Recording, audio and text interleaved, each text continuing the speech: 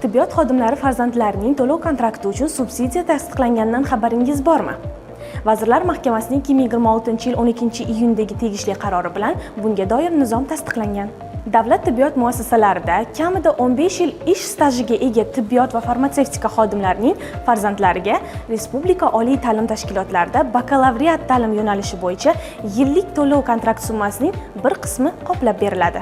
Ushbu subsidiya xodimning ta'lim olayotgan yoki talabalikka tavsiya etilgan farzandlariga O'zbekiston hududidagi davlat va xususiy oliy ta'lim tashkilotlarida bakalavriat ta'lim yo'nalishi bo'yicha yillik to'lov kontrakti summasining 30% miqdoridagi, biroq bazaviy hisoblash miqdorining 15 baravaridan oshmaydigan qismi qoplab beriladi.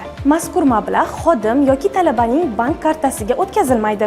Subsidiya to'g'ridan-to'g'ri farzand tahsil olayotgan oliy ta'lim tashkilotining tegishli hisob farag'iga yo'naltiriladi.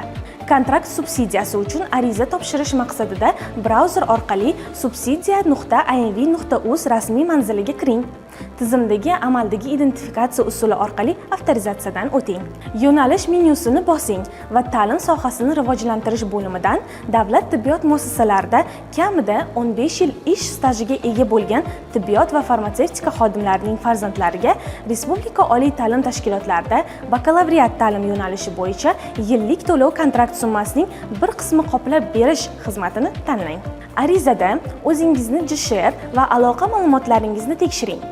Keyin farzandingizning JSHRini va tug'ilgan sanasini kiriting. Farzand bilan qarindoshlik, O'zbekiston hududidagi davlat va xususiy oliy ta'lim tashkiloti, bakalavriat bosqichi, talaba maqomi va kontrakt summasiga oid ma'lumotlar tegishli axborot tizimlari orqali avtomatik tekshiriladi.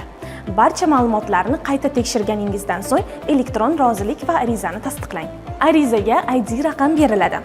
Uning qabul qilingani, ko'rib chiqilayotgani, rad etilgani yoki subsidiya ajratilgani haqidagi ma'lumotni shaxsiy kabinet orqali kuzatishingiz mumkin. Bir nechta farzand bakalavriat bosqichida tahsil olayotgan yoki talabalikka tavsiya etilgan bo'lsa, har bir farzand uchun alohida ariza yuboriladi va subsidiya alohida hisoblanadi.